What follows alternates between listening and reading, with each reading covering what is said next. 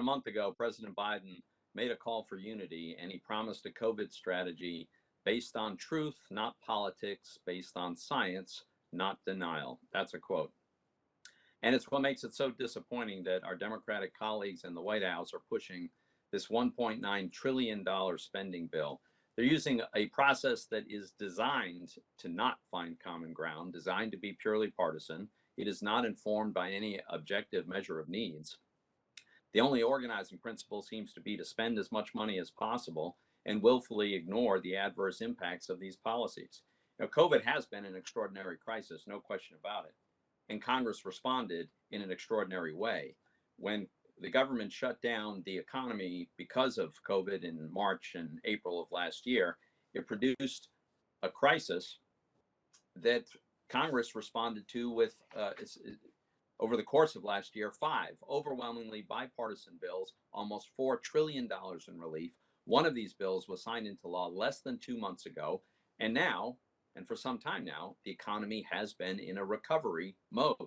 In April, the unemployment rate was 14.8%.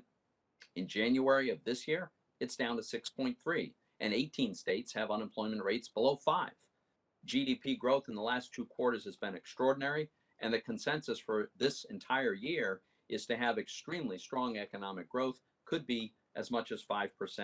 Now, there's certainly serious suffering occurring in those industries, among workers in the industries that have been hard hit: hospitality, travel, entertainment, leisure. But this bill isn't targeted at them.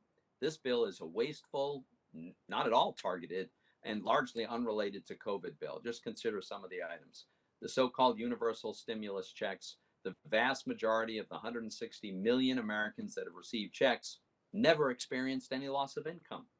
And under President Biden's plan, if they follow the eligibility criteria of the first 2 rounds, then there'll be families with 6-figure incomes, no loss of income, and they'll receive another $10,000 plus in checks. Extra unemployment insurance benefits will result in about half of all beneficiaries getting paid more not to work than they get paid to work. How does that respect the dignity of work? A minimum wage increase to $15 that the CBO projects will cost 1.3 million to 3.7 million jobs and deny so many young people, especially, that first step on the economic ladder. We have a witness today, Gianni Crecchiolo, and he's going to tell us firsthand the kind of impact on his employees of the $15 minimum wage he's been subject to. State and local government, another terrible idea, driven by apparently a desire to bail out fiscally irresponsible cities and states. Consider this. In the aggregate, state and local governments for 2020 took in an all-time record amount of revenue. Let me say this again. There was no huge collapse of revenue. In 2020, state and local governments set a new all-time record high for revenue. That does not count the $572 billion that we sent them anyway over the course of last year. And now we're told we need to send them another $350 billion on top of that. Transit, $30 billion. Congress already provided $39 billion for transit, of which $14 billion was appropriated just 2 months ago. We're now supposed to send yet another $30 billion. Housing, $40 billion for housing assistance. We provided $40 billion in response to COVID and $25 billion for rental assistance, again, less than 2 months ago.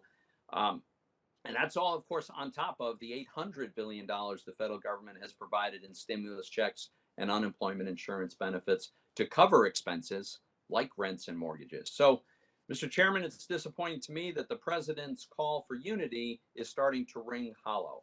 All five of the relief bills enacted to date were overwhelmingly bipartisan.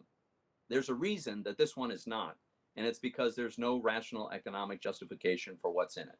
This bill is not about COVID. It's not about an economic recovery. It's not about stimulus. It appears to be more about enacting a long-standing Democratic Party wish list. The focus of Congress should be working to return the economy to the pre-COVID strength we had, where we were at record low unemployment levels and there were more job openings than there were people looking for jobs. That's what we need to get back to. One of the things that we should be insisting on is that schools reopen The president says he's going to be guided by science. Well, the science is in.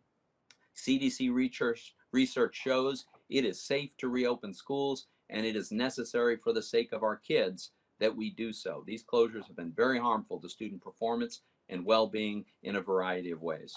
So, Mr. Chairman, I think the focus should be on the actions that will help this economy recover instead of using the pandemic and the past economic crisis of early last year to justify partisan policy priorities.